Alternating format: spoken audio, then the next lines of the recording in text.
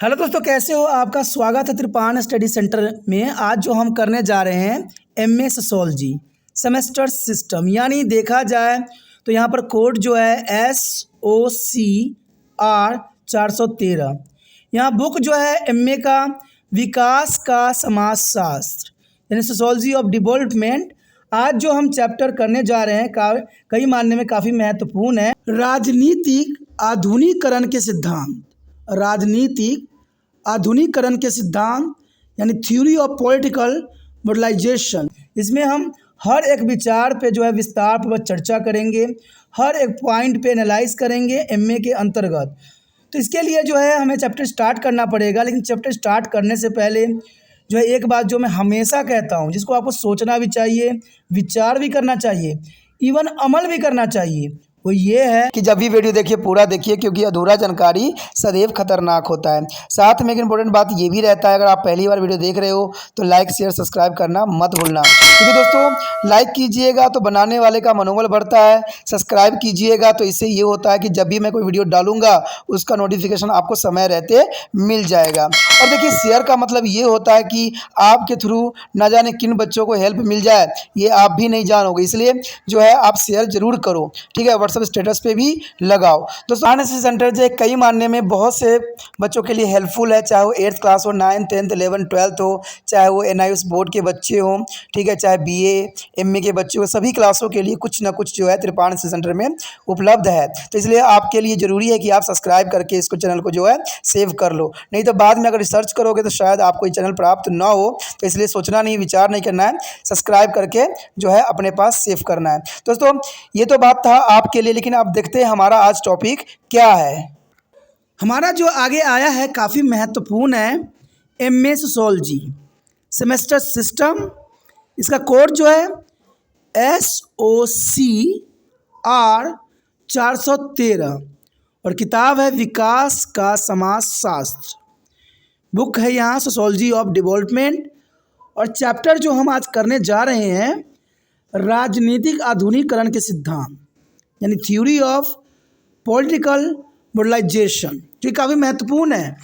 और इसके अंतर्गत हमारे समक्ष जो क्वेश्चन आया है, राजनीतिक आधुनिकीकरण तथा राजनीतिक प्रणाली के बारे में आप क्या जानते हो? What do you know about the political modernisation and political system. तो ये काफ़ी महत्वपूर्ण रहेगा, राजनीतिक आधुनिकीकरण और राजनीतिक प्रणाली। तो इसमें जो है हम विस्तार पूर्वक चर्चा करेंगे और जानने की कोशिश करेंगे हर एक पहलू। तो आप बने रहे त्रिपान एनएसएस सेंटर के साथ। अगर हम राजनीतिक आधुनिकीकरण और राजनीतिक प्रणाली के बारे में बात करें तो राजनीतिक प्रणाली और राजनीतिक आधुनिकीकरण एक दूसरे से काफ़ी जुड़े हुए हैं। राजनीतिक आधुनिकीकरण की उत्पत्ति के पीछे वही मूल्य कारण है जो राजनीतिक विकास के दृष्टिकोण के उपज के लिए जिम्मेवार है।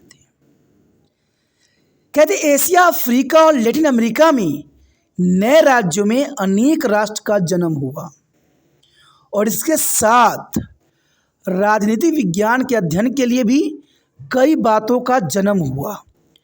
तुलनात्मक राजनीति में यह विकास बहुत ही महत्वपूर्ण सिद्ध हुआ। तुलनात्मक राजनीति में ये जो विकास हुई वो काफ़ी महत्वपूर्ण सिद्ध हुआ और हर एक समाज राजनीतिक विकास या राजनीतिक आधुनिकीकरण के लिए कोशिश करता रहा। समाज का कार्य होता है सदैव कोशिश करना, अच्छे बातों का अनुसरण करना।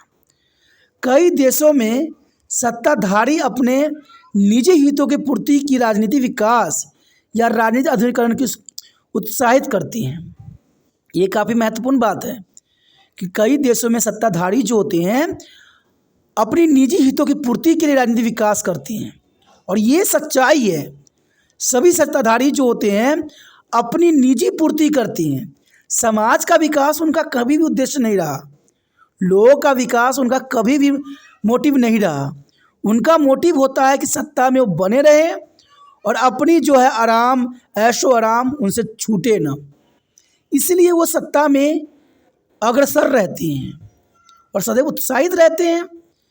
कई परंपरा देशों में राजनीतिक विकास की प्रवृत्तियों को सख्ती द्वारा रोका गया ताकि साधारण लोग राजनीतिक सहभागी के लिए आगे न आ सके, परंतु आधुनिकीकरण की क्रिया लगातार चलती रही और इसका एग्जाम्पल नेपाल थी। जब 1990 में वहाँ पर कहते हैं प्रिंसेस स्टेट को, राजवाड़े स्टेट को जो है हटा के लोगों ने लोकतांत्रिक शक्ति का विकास किया, लेकिन वहाँ लोकतंत्र शक्ति जो है काफ़ी दिन नहीं चल सका और सरकार की गतिविधियों और कूटनीतियों के कारण और राजाओं के अभिलाषाओं के कारण जो है लोकतंत्र टूट गया और 2002 में जो है लोकतंत्र टूट के फिर जो है सत्ताधारी के अंतर्गत जो है राजा महाराजा का जो है सत्ता मिल गई। लेकिन फिर भी लोग शांत नहीं रहे और 2006 में फिर संघर्ष हुआ और तब जाके वहाँ पर जो है फिर से राजा को जो है पद से हटा के वहाँ पर लोकतंत्र की बहाल किया गया। तो ये सदैव चलता रहता है राजनीतिक में। राजनीतिक में अगर कोई राज्य को लोग अलग कर रहे हैं तो आप समझ जाइए कि उनका अपना जो है वर्चस्व चाहिए। जैसे आपको पता ही होगा कि भारत का दो टुकड़ा क्यों हुआ, पाकिस्तान और हिंदुस्तान क्यों बना, सिर्फ एक व्यक्ति के लालसा के कारण। कहते जिन्ना को भारत में प्रधानमंत्री बनना था, लेकिन उनकी जो जीत थी वो बहुत सीमित थी और पंडित जवाहरलाल नेहरू ने सभी क्षेत्रों को जीत के अपनी सरकार बनाने के लिए अग्रसर हुए। जब महात्मा गांधी से जिन्ना ने बात किया कि मुझे प्रधानमंत्री पद चाहिए, तभी जो है मैं जो है भारत का दो टुकड़ा नहीं करूँगा। और ये बात जब महात्मा गांधी ने नेहरू जी से बात किया तो नेहरू जी ने साफ शब्दों में कह दिया कि हमने मेहनत करके जीता है राज्य को, लोगों ने मुझे चुना है, फिर मैं जिन्ना को प्रधानमंत्री कैसे बना सकता हूँ। जब ये बात नेहरू जी ठन गए अपने बातों पे तो जिन्ना ने साफ शब्दों में कह दिया सभी लोगों से कि आप हिंदुस्तान के नहीं हो, आप पाकिस्तान के सारे मुस्लिम हैं। और सब लोगों ने आँख में पट्टी बांध के एक राजनीतिक नेता की बात सुन के सब के सब पाकिस्तान की तरफ पलायन कर गए और वहाँ जाते ही वहाँ से हिंदुओं को खदेड़ने लग गए। और यो क्रांति हुई जो आपने देखा दृश्य, वो तो कहते हैं ना देखने योग्य थी न समझने योग्य थी। और इस सब कारणों का कारण सिर्फ एक राजनीतिक नेता बना। अगर वो समझता तो शायद इतनी बड़ी दुख दर्द और इतनी बड़ी माइग्रेशन शायद विश्व में कभी न होती।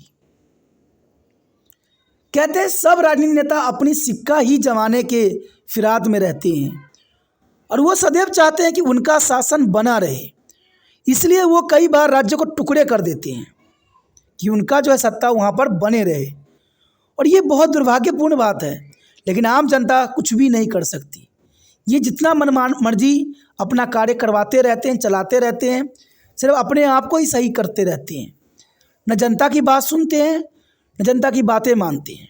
जब इलेक्शन आता है तो जनता के सामने जो है लालच की पट्टी बांध देते हैं, फ्री की पट्टी बांध देते हैं और जनता भी बेचारा चुपचाप जाके जो है उनको विजय हासिल करा देता है। तो ऐसे में हम अपने आप को विकसित राष्ट्र कैसे मान सकते हैं जहाँ पर लालच के जो है नींव रखी जाती है, शासन की लालसा के नींव रखी जाती है। ऐसे में हम कभी विकसित नहीं हो सकते और इसको रोकना भी नहीं जा सकता। हर समाज आधुनिक मानना चाहता है तथा आधुनिकरण की कठिनता तथा निरंतर चलने वाली सर्वव्यापी प्रक्रिया है तथा इसका कहीं भी खत्म नहीं होता है। और इस कारण तुलनात्मक अध्ययन को ऐसी निरंतर और सर्वव्यापकता वाली प्रक्रिया के साथ जोड़ने की जरूरत महसूस होने लगती है और इसके नतीजे द्वारा राजनीतिक आधुनिकरण की राजनीतिक प्रणाली की निरंतर वाली क्रियाओं के साथ जोड़कर समझने की कोशिश को निष्कर्ष कहा जा सकता है। तो काफ़ी महत्वपूर्ण यहाँ पर बात है। आगे हमारे समक्ष जो आ रहा है वो राजनीतिक आधुनिकरण और राजनीतिक प्रणाली है। चलिए देखते हैं राजनीतिक आधुनिकरण और राजनीतिक प्रणाली क्या है। आगे जो हमारे समक्ष आया है राजनीतिक आधुनिकरण तथा राजनीतिक प्रणाली, काफ़ी महत्वपूर्ण है। राजनीतिक लोकतंत्र यानी पॉलिटिकल डेमोक्रेसी काफ़ी महत्वपूर्ण है। डेमोक्रेसी लोकतंत्र, राजनीतिक लोकतंत्र राजनीतिक व्यवस्था की आधुनिकता स्तर पर पहुंचने का संकेत है कि हम लोकतंत्र हैं, हमारा देश लोकतंत्र है। सिर्फ उन व्यवस्थाओं की राजनीतिक दृष्टि से लोकतंत्र कहा जा सकता है जहां राजनीतिक आधुनिकरण के सारे लक्षण पाए जाते हैं। और राजनीतिक लोकतंत्र प्रतिनिधि संस्था तथा सार्वजनिक स्वतंत्रता के द्वारा जनता के द्वारा चलाए जाने वाली शासन व्यवस्था है, जहाँ जनता द्वारा चलाई जाती है लेकिन जनता कुछ भी नहीं होती है। ऐसी प्रणाली इंग्लैंड तथा अमेरिका जैसे देशों में पाई जाती है और इस लोकतंत्र में जो है कुछ विशेषताएं होती हैं जो नीचे दी गई है, जो काफ़ी महत्वपूर्ण है। पहली विशेषता की बात करें तो इस व्यवस्था में वोट वोट अधिकार के आधार पर जो है विधान पालिका गठित होती है, यानी वोट पे जो है विधान पालिका गठित होती है जो राजनीतिक ढांचे के केंद्र बिंदु के रूप में काम करती है और यह अपने आप या असली वोटरों के कहने पर कानूनी बनाती है। यह नियंत्रण के चाल चलन की निंदा भी करके बजट की सिफारिश को कम करके या प्रशासकों को काम का निरीक्षण करके सरकार पर नियंत्रण रखती है, तो काफ़ी महत्वपूर्ण है। अगली पॉइंट जो है, राजनीतिक दल ऐसी प्रणाली के मुख्य अंग होते हैं जो सरकार बनाती है तथा चुनाव जीतकर अपनी नीति या प्रोग्राम को लागू करते हैं। उसके पश्चात अगला पॉइंट है, सत्ता के दुरुपयोग को रोकने के लिए विरोधी विचार रखने की स्वतंत्रता पूर्ण रूप से दी जाती है तथा स्वतंत्रता और निष्पक्ष न्यायपालिका कायम की जाती है। होना भी चाहिए, निष्पक्ष न्यायपालिका होना भी चाहिए। कहते हैं लोग अपने आप पर लोकतंत्र नियंत्रण रखते हैं तथा अपनी सरकार को बदलने या ठीक करने के लिए संवैधानिक ढंग अपनाते हैं। लोगों ने अपनी सरकार पर भरोसा रखने की उम्मीद की जाती है कि लोग अपने सरकार पर भरोसा रखें। लोग द्वारा चुने गए शासकों को फैसले को लागू करने के लिए शिक्षित तथा संगठित सिविल सेवा कायम की जाती है, जो काफ़ी महत्वपूर्ण यह बात है। अगर अंतिम पॉइंट की बात करें तो कानून तथा अमन कायम करने के लिए पुलिस तथा फौज कायम की जाती है। तो कहते हैं बहुत कुछ की जाती है लेकिन समाज में सुचारू रूप से कार्य करे, यही कृपाण स्टडी सेंटर का जो है अभिलाषा है। उसके पश्चात हमारे समक्ष आता है संरक्षक लोकतंत्र, टेरिटरी डेमोक्रेसी। ये काफ़ी महत्वपूर्ण है। संरक्षक लोकतंत्र एक ऐसा ढांचा है जो लोकतंत्र के नियमों तथा कदरों और कीमतों के मानता है तथा राजनीतिक लोकतंत्र की अन्य विशेषताओं को अपनाने की कोशिश भी करता है। और इसकी विशेषता कुछ इस प्रकार से, किसकी? संरक्षक लोकतंत्र की पहली विशेषता तो यही है कि कार्यपालिका शक्ति का असल केंद्र स्रोत होता है जो विधान पालिका से ज़्यादा शक्तिशाली होता है और इसकी सत्ता को केंद्र में एक ताकतवर व्यक्ति को कुछ लोगों का समूह प्रयोग करता है जो पार्टी तथा सरकार दोनों को काबू रखता है। तो ये काफ़ी महत्वपूर्ण है कि कार्यपालिका शक्ति का असल केंद्र तथा स्रोत होती है जो विधान पालिका से ज़्यादा शक्तिशाली होता है और इसकी सत्ता केंद्र में एक ताकतवर व्यक्ति को कुछ लोगों का समूह प्रयोग करता है जो पार्टी तथा सरकार दोनों को काबू रखती है।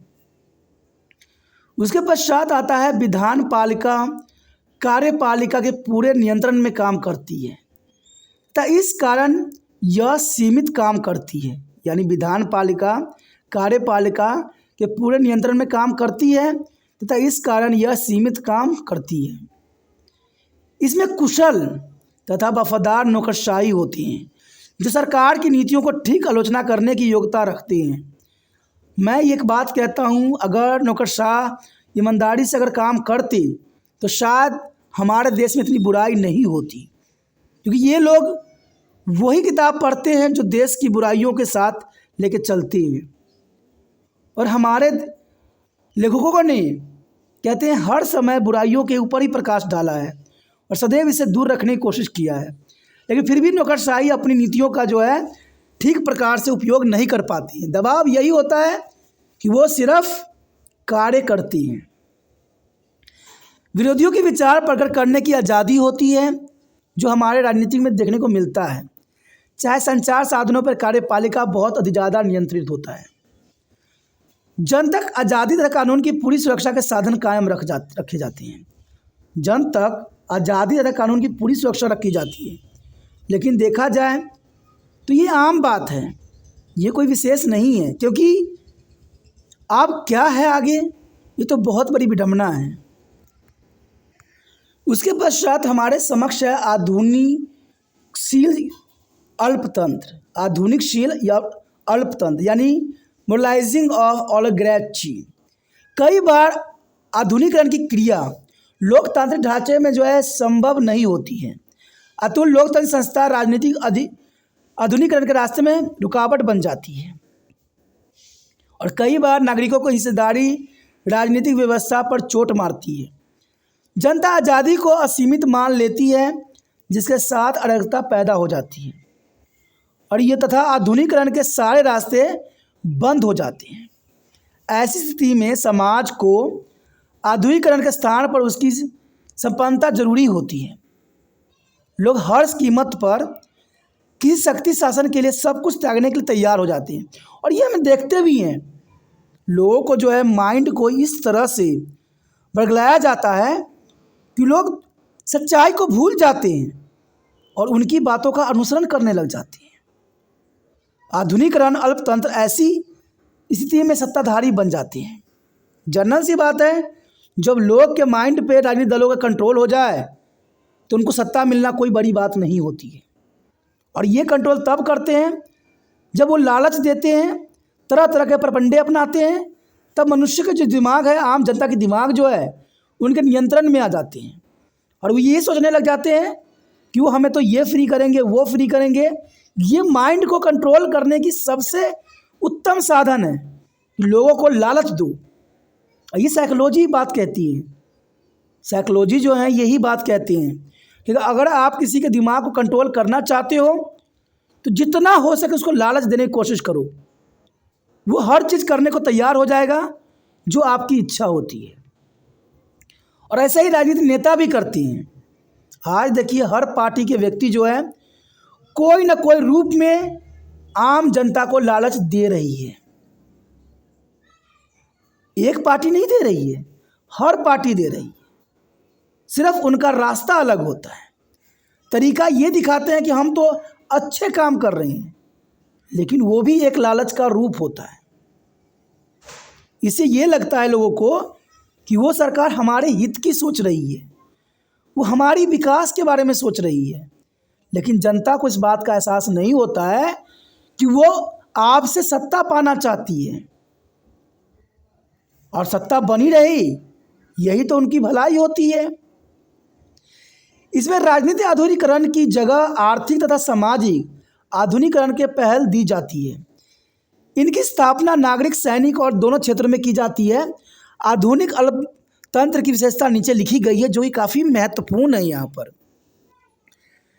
संसद प्रशासकों के फैसले की सहमति देने वाली संस्था होती है। संसद जो होती है प्रशासकों के फैसले को सहमति देने वाली संस्था होती है और इसके पास कोई विशेष वैधानिक शक्ति नहीं होती है जो भारत में प्रावधान है। विरोधियों के कानून तौर पर ख़त्म किया जाता है और स्वतंत्र तथा निष्पक्ष चुनाव नहीं होते हैं। स्वतंत्र तथा निष्पक्ष चुनाव हमारे देश में नहीं होते हैं और राजनीतिक दलों पर रोक होती है। संचार के साधनों पर पाबंदी लगी होती है, जो आम बात है। मैंने इसके बारे में कई बार बताई है आपको। नौकरशाही की हालत इस कारण मजबूत होती है क्योंकि प्रशासक इस पर निर्भर होते हैं तथा इनको ऊपर पाबंदी को लोकतंत्र ढंग नहीं होते हैं। ये आधुनिकीकरण का अल्पतंत्र है।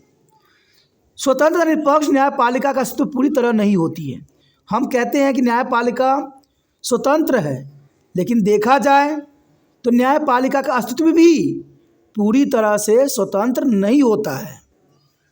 उसके पश्चात हमारे समक्ष है तानाशाही अल्पतंत्र। देखा जाए तो तानाशाही अल्पतंत्र यानी डिक्टेटरशिप ऑलिगार्ची काफ़ी महत्वपूर्ण है। कहते हैं तानाशाही अल्पतंत्र राजनीतिक आधुनिकीकरण की जगह सामाजिक तथा आर्थिक लोकतंत्र की पहल देती है। ऐसे अल्पतंत्र में एक विचारधारा के आधार पर संगठित एकाधिकार राजनीतिक दल की अगुवाई में आधुनिकीकरण के सारे पक्ष को एक समान ले जाने की कोशिश करती है।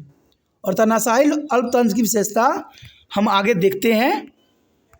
तो यहाँ पर पहली विशेषता यही आती है तानाशाही अल्पतंत्र की कि राजनीतिक सत्ता जाति, वर्ग तथा किसी आर आधार पर बने गुट के हाथ में पूर्ण तरह यह केंद्रित होता है। यानी किसी न किसी के हाथ में जो है तानाशाही अल्पतंत्र केंद्रित होता है। एक अनुशासित तथा संगठित विशेष वर्ग होता है जो पार्टी रूपी संस्था द्वारा विचारधारा के आधार पर एकजुट होता है। कानून के शासन, स्वतंत्रता, निष्पक्ष न्यायपालिका तथा कानूनी रूप से संगठित विरोध दल का अस्तित्व पूरी तरह नहीं होता है। ये काफ़ी महत्वपूर्ण है।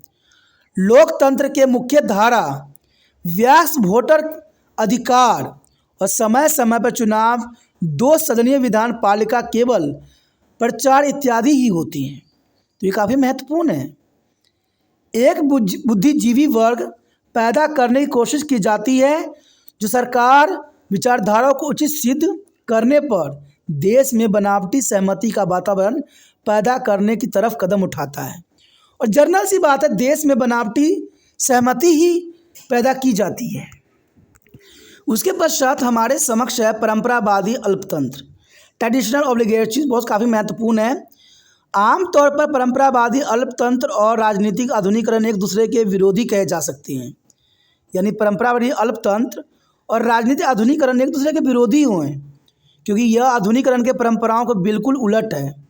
कई बार मानवीय परिवर्तन अच्छे होने के बावजूद भी परंपरा के साथ जुड़े रहती हैं, और यह बात सामाजिक तथा सदाचार के क्षेत्र की तरह राजनीतिक क्षेत्र पर भी लागू होती हैं। पुण्य परिवर्तन तो साम्यवादी राज्यों में भी सफल नहीं हो सकता है।